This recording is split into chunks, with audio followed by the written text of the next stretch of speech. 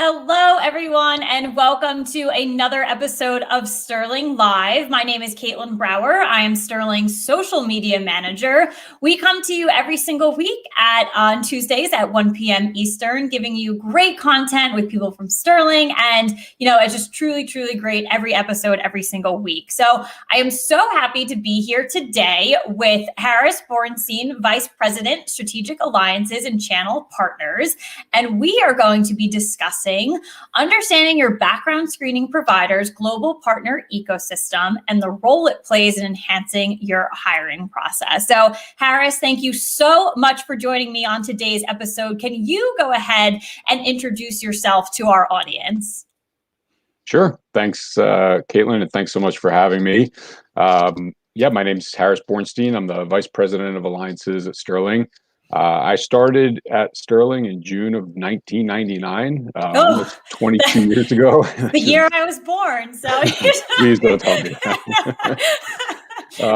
I actually started in a customer service role where I was calling customers and actually reading them their background screening results.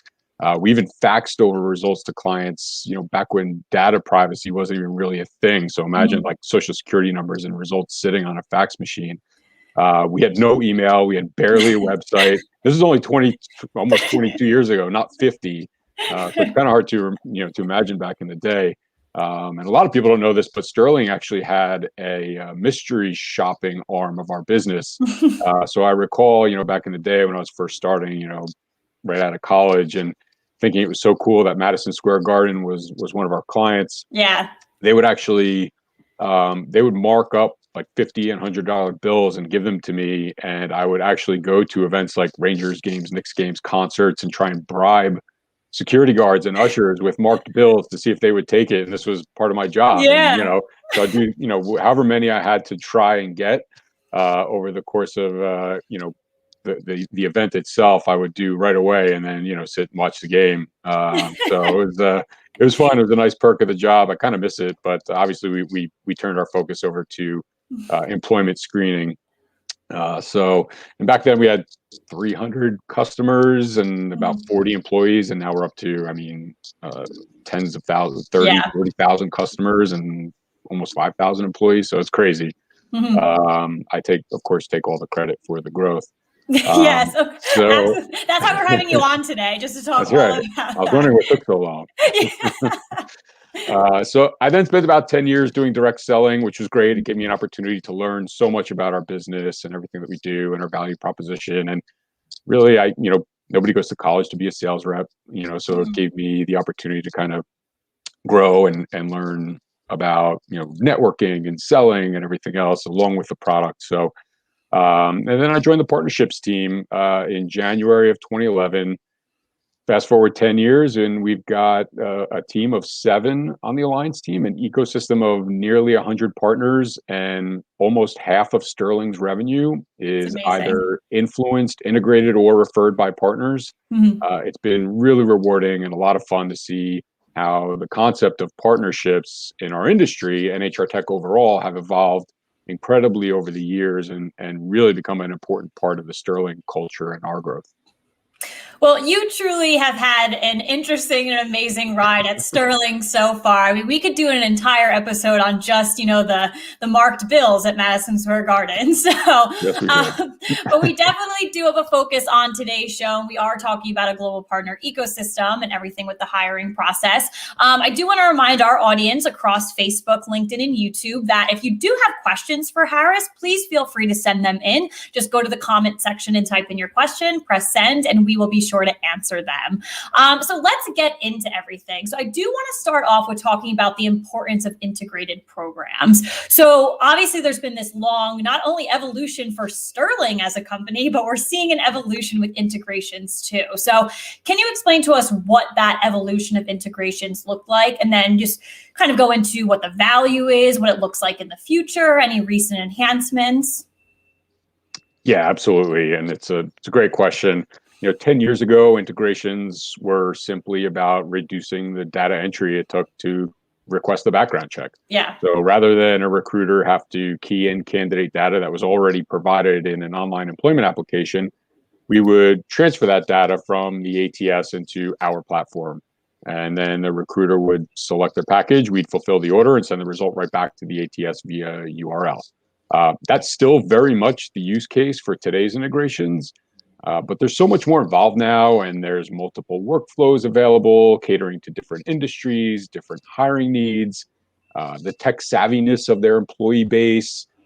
Integrations today are just as much about the candidate experience as they are about the recruiter experience. So it's been interesting to see that evolve. The recruiter experience today is so heavily reliant on their talent acquisition platform or HCM application it uses. So that platform is really the central piece of the hiring process, and then the HR tech stack are all the tentacles, that come off of that central hiring platform. So, for instance, most of the top ATS and HCM platforms today, you can source, attract, and recruit candidates, video interview them, assess their technical skills, behavioral skills, of course, background check them, conduct reference checks, and then once they're hired, onboard them, I-9, run your I-9, track and manage talent, and then integrate them into your payroll system. So again, it's that power of one platform that so many of our partners preach. By the way, so many of our partners are so much more than an applicant tracking system, but for the purposes of this call, I mean, it could be a mouthful. So I'm just going to keep referring to them as an ATS. I just don't want to undermine everything else that they do. And then as for our service, the value is still in the time savings. And of course, for companies like ours, it really tightens the relationship between Sterling and its clients.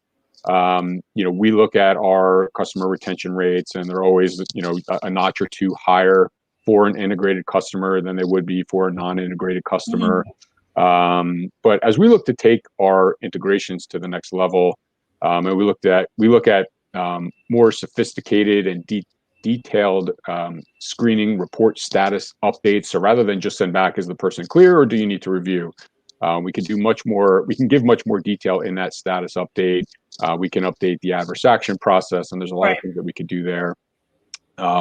We're also working to provide capabilities for clients to manage their own integrations by adding users, syncing them up, adding screening packages themselves, and syncing them up. And by that I mean syncing up the package in the ATS with Sterling, and then have them again instantly built into an integration. Yeah, so it's great to hear all of that, through that evolution, the goal remaining the same pretty much the whole time and trying to accomplish, but everything that's gone into the evolution of integrations has changed over time, which is great. And it's good to see too where Sterling is looking to go as we advance in this area. So given that we are a global company, definitely one of our strengths as an organization, can you talk a little bit about global integration capabilities? Yeah, of course. And, global integrations conceptually are very much the same, although the data privacy laws vary. Paperwork necessary to conduct a background check is always different. Our exact capabilities are different in, every country across the globe than they would be here in the US. However, global screening in and of itself is becoming much more prevalent. So it's important for organizations to be working with a screening partner who can not only service their global hiring programs, but can do so via these similar integrations to create one uniform or unified hiring process across all of its business units. So for Sterling, we've got most of our global capabilities through Screening Direct. So global integrations from a user experience standpoint aren't going to be that much different. However, we do have unique services available specific to the EMEA region and APAC region. So it was important that we invest in integrations for those platforms as well in order to create the best experience for our clients. And we get asked all the time on our team by partners and by clients of our partners, can you support this, not just our program, but the integration globally? And it's becoming, that question is coming up more often, obviously, than ever before. I think it will continue to be a trend. Again, having been doing this forever, I think back to 10 years ago when integrations were barely a thing, and a lot of the questions I used to get, and then I fast forward to now, and I start to hear a lot of those same questions as it relates to global screening. So I think it's an exciting opportunity. I think there's a lot of space in front of us where will be able to, really lead the charge in global integrations. So. Yeah, no, I love to hear that for sure. And, one of our episodes a couple of weeks back really dove into the details around global screening. So if, you are watching right now, definitely go back and check out that episode. So yes, a lot of important facts there. So, within the topic that we are, discussing today, we really are looking into, the hiring process and kind of the impact this makes, how it affects it, things like that. So what does an integrated program mean for the hiring process?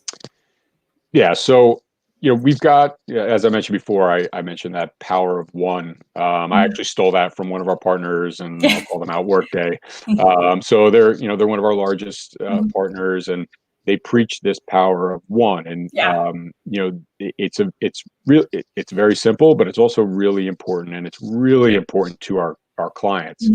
Because as companies grow, there's a tremendous value in streamlining the entire recruitment to onboarding to talent management experience all in one place. And again, that's really, what we see if you look at some of these, call them ATSs, but human capital management systems of the world, really.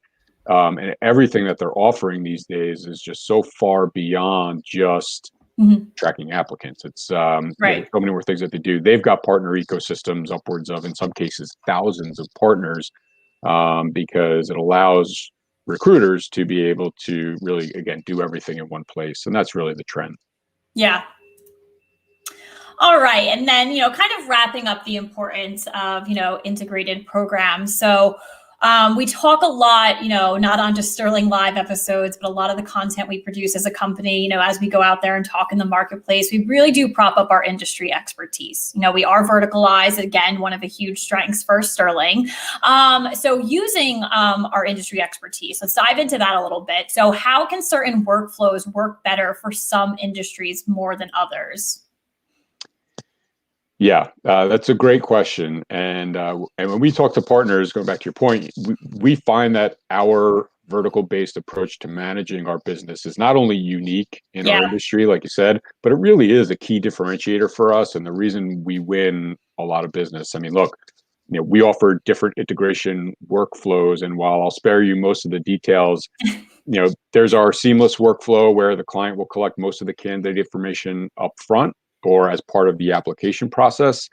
This way, when a client is ready to make an offer, the request will go immediately from the ATS to our platform for fulfillment. We complete the background check within a few hours, if at most a day or two, and we send the result right back to the ATS. And this process is very common in industries that have a very fast-paced hiring process. So retail, staffing, the gig world, and places like that, where they need to process candidates quickly and get them from offer to day one as quickly as possible, even if it requires a little bit more effort up front on the part of the client. So then there's our enhanced workflows, which are more common with the more thorough background screening programs.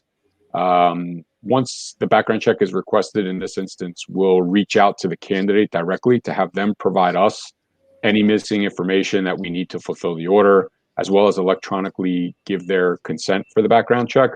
And then once we have all that, again, same thing. We process the order, push back the results.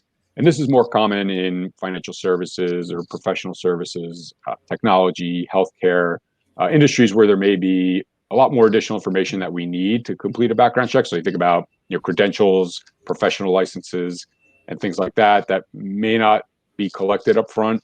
But we can collect that information in order to fulfill the order. So we often look at the product expertise within our verticals as a key differentiator, but there's so much more to it than that, which again is something I'd love to see and I hear about a lot.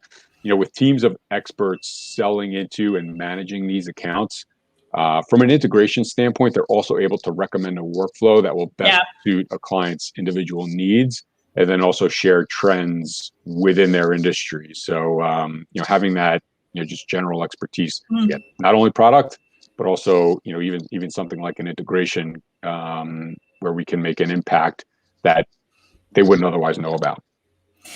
Yeah, and I really liked the examples that you provided, like per different industries. And I know there's a little bit of a joke, but sparing me the details. But I think that really is Yeah. important what you walked through for examples like retail and staffing, gig, financial services, because at the end of the day, it's not one size fits all, and that is an area where Sterling does thrive. So it's great to see that from an integration standpoint, it is one of our higher up areas as well. So really great examples there.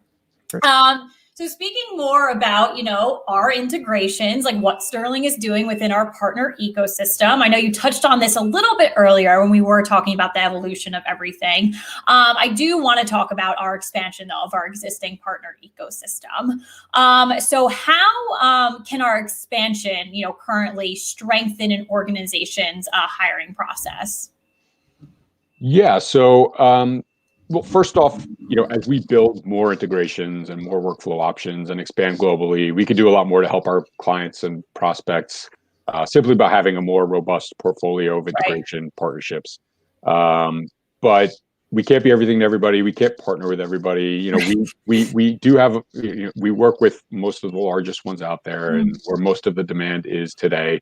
So, rather than focus on expanding our ecosystem, we're really looking at more products to build into our existing integration. So things like monitoring and post-hire screening, and then product-specific screenings like DOT services, for example, for drivers, where we could potentially integrate other product providers into Sterling, and in turn into our integrations, I-9 and E-Verify services, and then eventually our identity verifications that, again, I think will play a very big role in our growth for the next few years. So the more the client can do in one system, the better. And again, as we, to your point, when you say expansion, I look at it, years ago, I would have said we need more partners, right? Yeah. We need more integrations. But now I think of it as, all right, we've got the partnerships in place. We've got these integrations in place. Now, what more can we do to offer the best experience possible to our integrated clients? So. Yeah, no, and that is a perfect segue into my next question, because it's not adding on more partners, it's, taking your partners and talking about strengthening those relationships. So why does the strength and longevity of a partnership matter?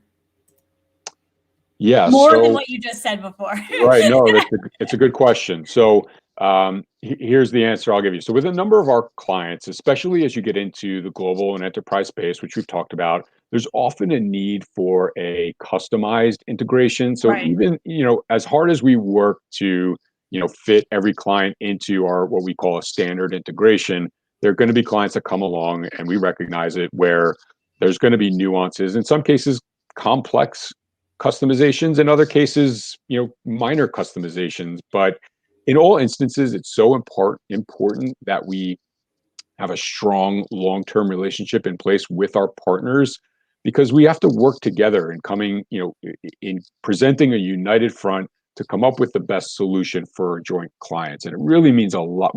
When we get on a call with a partner and a client, it means so much to our clients. They appreciate it so much to, again, to have everybody together, and it, kind of gives them that warm and fuzzy feeling. They feel the love, right? So again, admittedly, we can't be everything to everyone, but we know where to make our big bets. And, again, I'll tell you, it's a lot easier to come up with a custom solution with one of our, with some of our best partners than those which we don't do a ton of work with. So it's really important to build these partnerships. Look, this is what our team does. So. Yeah. No, that's great. I love it for sure. I love that everyone's feeling the love when it comes to our partnerships and what we can provide to our clients, for sure. That's important. So wrapping up, with our, our partner ecosystem, kind of the expansion, evolution, everything like that. What does it mean to be a good partner? Answer that. And then I want to know, what makes Sterling a good partner? So it's a two-parter there. I love this question. Yeah. So look, and we ask ourselves this question all the time. I mean, every year, we get together and kind of, as we plan for the year, this is the question that we, spend a lot of time thinking about. It's going to sound oversimplified, and in a lot of ways, this is intentional, but really good partners just have to be easy to work with. It's literally that simple. I mean, Yeah. look, we have clients we hold near and dear, right? We make them feel the love. Our partners have clients that they hold near and dear, and we recognize that in order for a partner to feel comfortable referring a client to Sterling, they need to feel confident that we're going to take the best care of them that we possibly can, right? So basically, that will make our partner look good for recommending us. And it works the other way around too. So we often get asked by clients to recommend a talent acquisition platform or a payroll partner or HCM partner. And we default to those that we know will take the best care of our customers. And again, it's simple to say, like, it's just the companies that are going to be easy to work with. And not, that can mean a whole lot of things that we could talk for hours about, but Yeah. it all boils down to being easy to work with and being there. And so that's, I'll leave it at that. And Sterling is easy to work with. So happy to wrap that up as us being That's good right. partners. Yeah, look, I mean, one of the things that I think has led so much to our success are our core values. And, as we're talking, the one that always sticks with me is the one that says the client is always in the room. Right. Again, it's so simple, yet so impactful. I think about it all the time. You take that approach to everything you do. It's a really important concept to our team. And I think our partners see that day in and day out from us as we support them. That's great.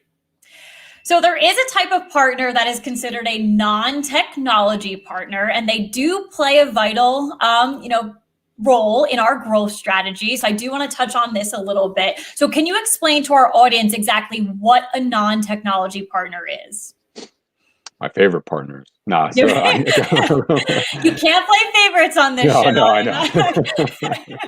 It's funny. I often take the approach of, like, I'm the dumb sales guy, so that's the crutch that I use when I'm working with our internal product teams. I'm not a technology guy. I always say I don't really care how the integrations work. I only care that they work. But non-technology partner, I refer to them more as our referral or channel partners. So most of these are our GPO, or we call them GPOs, or group purchasing organizations. Some are associations and other various channels as well. Typically, these relationships are more exclusive, and we offer preferred pricing. We provide a commission for referrals. Sure, there will be instances where we're referred into a piece of business that does require an integration as well. So there are potentially two partners in play there, which again is a lot of fun. But these partnerships are more about lead generation, revenue sharing, and working together to generate opportunities for our sales teams. So aside from, generating these opportunities for our sales team, how else are they, playing a vital role in our growth strategy? Yeah. So, again, I love these relationships mostly because of the levels of exclusivity. So a lot of the partnerships I've been referring to while we've been talking for 20 minutes are the ATS partners, where oftentimes Sterling is one of, in some cases, 30, 40, 50 screening partners that they work with. Now, partner could be defined differently, but there's still a lot of them. And our strongest channel partnerships were typically one of one, maybe one of two. And we get the opportunity to work so closely with some great people up and down these organizations, educate their teams to help them get us in the door at what are often large enterprise global opportunities. So they're a lot of work, but they're a lot of fun and very, very rewarding. And they take me back to my sales days. So it's always a fun throwback. No, for sure. And again, I think that's great. All right. So I'm going to take a second here and ask our audience across Facebook, LinkedIn, and YouTube. Again, if any of you have questions for Harris, anything that we've discussed today, please go ahead and comment them in the comment section and press send, and I will get them over to Harris. So if you have any questions, this is your final call for them. So I actually do have a final question for you. Well, I'm going to get final thoughts from you, but I do have a final question because you spoke a lot about integrations, everything today, and it was really great. So how long does it take to build out a fully functional integration like everything that you've described today? Yeah, so that's a good question. And again, like, I'll just play the dumb sales guy and I'll say, oh, you can do them instantly. But no, it's not. I wish it was that simple. Oftentimes it can vary is really the answer. Some of our integrations are quite simple. I mentioned that some require some customizations, and some, again, we can we can flip a switch and it's on. So, for the most part, if you're talking about a standard integration with some of our, really our top partners, you're looking at, 1 to 3 days of work to build it out. But it involves some testing. So we need alignment with our clients to help us test them and provide packages. So, and then there's some that can take sometimes 6 to 10 weeks if if there's customization, if there's complexities, if there's, again, it's some of our clients have literally thousands of users or thousands of packages. So, it does vary, but I would say on average, it's within a week, maybe two. And then once you go through testing, it's up and running. Okay. I mean, that's a lot quicker than I thought your answer was going to be. So I know that's. I'll probably get yelled at some point today for staking that claim, but that's okay. I'll be sure to cut that out when we replay this multiple times, or just have that sentence on repeat. Right. So we do have a really good question coming in from LinkedIn right now, and it would be great to point this individual in the right direction. How does someone approach Sterling about becoming a partner or a non-technology partner? So get that conversation going. What can we tell our audience to do? Yeah, it's a great question. Contact me. Okay. Feel free to link into me and reach out. And if it's not me, someone on my team will get right back out to you. We also have a partnerships email group on our website, so you can always fill out a form on our website and it'll come to me. And we're always open to speaking to potential new partners. Great. So yes, so the question we did get, the individual's name is Dan. So Dan, if you did hear that, please contact Harris. He is tagged in all of these posts on LinkedIn, so you can reach out to him directly there, or go to our website, sterlingcheck.com, and there is a partners page there where you can get more information. But thank you for that question. Very exciting there. So we had a phenomenal discussion today. I absolutely loved talking about all of this. I learned so much in a short 26-minute time frame. So thank you for that. I do want to wrap things up, though, with some final thoughts from you. It can be about, our discussion today. It can be about just kind of the partner ecosystem in general. But yeah, any final thoughts, Harris? Well, first off, thank you again for having me. This was great. Happy to do this anytime.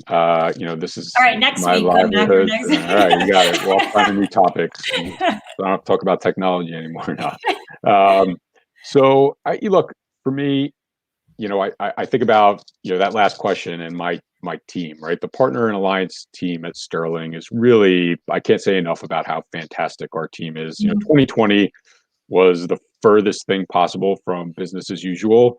But this team kept their heads down. We worked closer than ever with our partners, and we somehow came away from 2020 having had our best year ever in terms of partner leads and partner revenue. And while I'd love to have our team take all the credit, it's a combination of every part of the Sterling organization. The way this company came together last year was really incredible, and for the company culture to be better than it's ever been after such struggle of a year speaks volumes about our company and its leadership. And I'd be remiss if I didn't mention that. So while our audience is likely a combination of clients, prospects, partners, maybe even some Sterling employees, my message to all of them is really a message of thanks. Thank you for supporting the alliance arm of our business and really our business overall.